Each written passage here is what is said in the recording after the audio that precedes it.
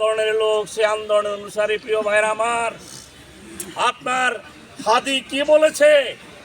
হাদি তার জানাজা গিয়েছিলাম, মনে যেন পৃথিবীর এক রাজা দিরাজের এক বিরাট সমাবেশের মাধ্যমে বিদায় নিতেছে হাদি জানাজা। বাংলাদেশে যে জানাজা হয়েছে, বাংলাদেশের ইতিহাসে এমন জানাজা হয় নাই, হবে না। হাদির কারণ কি? তার ভিতরে ছিল দেশপ্রেম। সে ওদিন তার ফেসবুকে দেখলাম, ও যেদিন আব্দুল কাদের মোল্লাকে ফাঁসি দে, আমি বাসার ভিতরে গোড়ায় গড়ি করে কাঁদতেছি। আপনারা দেখছেন তার? ওই আমার বোনও আমার সাথে কাঁদতেছে।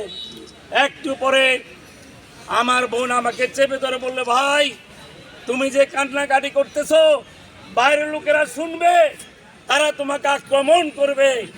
সেদিন আমি এই জন্যে কান্নাকাটি করছি, একটা দেশপ্রেমিক ইসলামী আন্দোলনের লোককে অন্যায়ভাবে হত্যা করা হচ্ছে। তাহলে বোঝা গেল হাদির ভিতরে ছোটকাল থেকে ইসলাম এবং দেশপ্রেম ছিল। কি বলেন? ঠিক।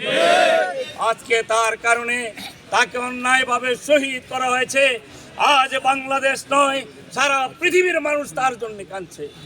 এবং আমরা অনেক জানাজা গিয়েছি, অনেকের প্রতি আমাদের হিংসা নাই, বিদ্বেষ নাই, আমাদের আছে মন ভরা ভালোবাসা। আমরা এই ভালোবাসা দিয়ে এই বাংলাদেশের মানুষকে জয় করব, বাংলাদেশকে জয় করব, পৃথিবীকে জয় করে দেব।